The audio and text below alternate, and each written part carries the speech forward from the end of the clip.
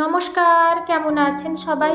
মধুমিতার আবারও একটা নতুন ব্লগে আপনাদের সবাইকে জানাই অনেক অনেক স্বাগত। আজকে হচ্ছে মঙ্গলবার আর এখন বাজে সকাল 10টা।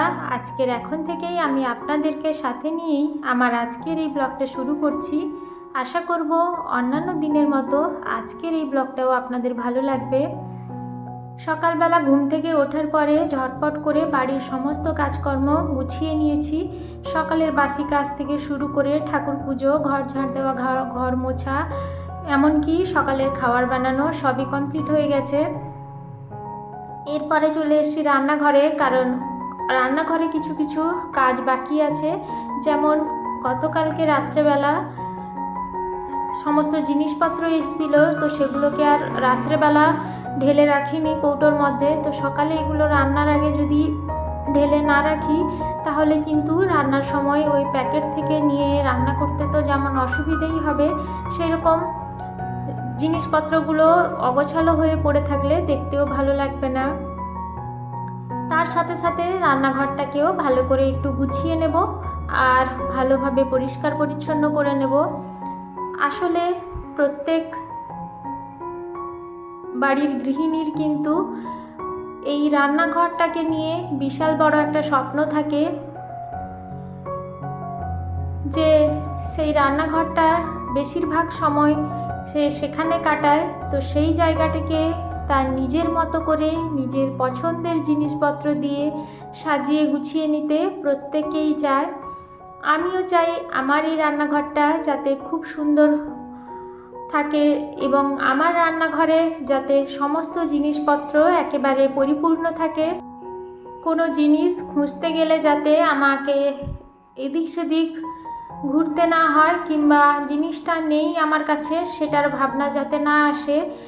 ওই রকম একটা চিন্তা ভাবনা আছে যে সমস্ত প্রয়োজনীয় রান্নাঘরের জিনিসপত্র আমি এখানে রাখবো, যাতে আমি হাতের কাছে সমস্ত কিছু জিনিসপত্র পেয়ে যাই।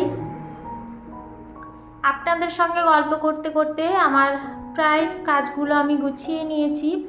তো এই জায়গাটাকে ভালো করে একটু মুছে নেব, যেহেতু এখানে সব মশলাপত্রগুলো ঢেলেছিলাম একটু মুড়ো টুড়ো পড়ে গেছে। রান্না করার সময় এই জায়গাটা বেশি ইউজ করি, তো এই জায়গাটা নোংরা হয়ে থাকলে দেখতেও ভালো লাগে না। আর এদিকে ডিমের ট্রেটাও এসছে, ডিমটাকে তুলে এই বক্সটার মধ্যে রেখে দেব। আগে আগে ডিমটাকে ট্রে থেকে বের করে ভালো করে ধুয়ে ওটাকে জল ঝরিয়ে ওই ট্রের মধ্যে রাখতাম। তাতে কি সুবিধে হতো যে ডিমটা রান্না করার সময় আমাকে আর আলাদা করে ধুতে হতো না, ওখান থেকে নিতাম আর ডাইরেক্ট রান্নার মধ্যে দিয়ে দিতাম।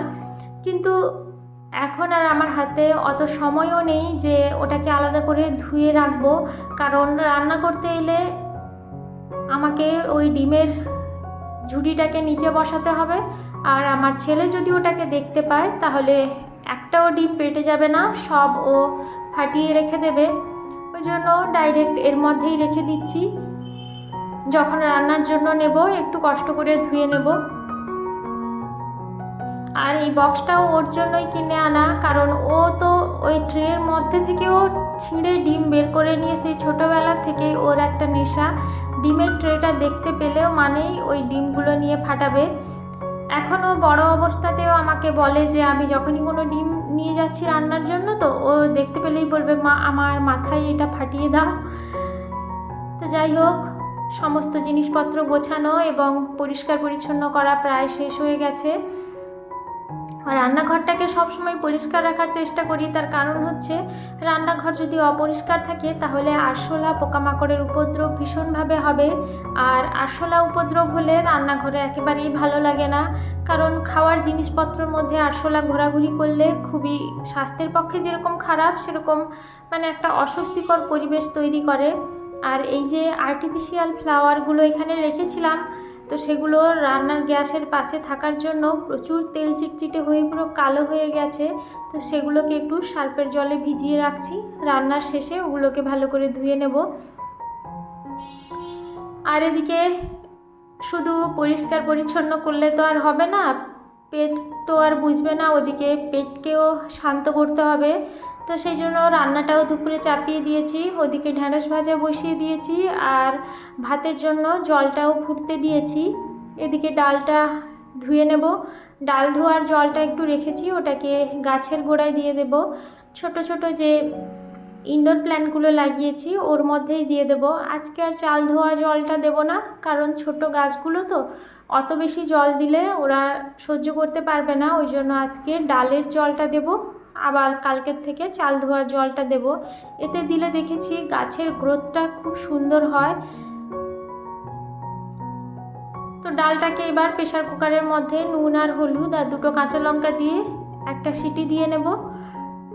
ওইদিকে ঢ্যাঁড়স ভাজাটা হচ্ছে, ডালটাও বেশ কুচিয়ে নিয়েছি প্রেসার কুকারের মধ্যে, ভাতের জলটাও ফুটে উঠেছে। এবার চালটা ধুয়ে ওর মধ্যে দিয়ে দেব, কারণ অনেকটাই বেলা হয়ে গেছে এইসব করতে করতে। তাড়াতাড়ি করে ঝটপট করে রান্নাটা আবার শেষ করতে না পারলে গরমের উপদ্রব শুরু হয়ে যাবে। এমনিতেই সকাল থেকে শুরু হয়ে গেছে, জানি না কবে বৃষ্টি আসবে। ও বৃষ্টি না আসা পর্যন্ত যেন স্বস্তি নেই, যে কোনো কাজ করেও শান্তি নেই, শুধু করতে হবে বলেই করে যাচ্ছি। কিন্তু এই গরমের মধ্যে সত্যি শরীর আর টানে না।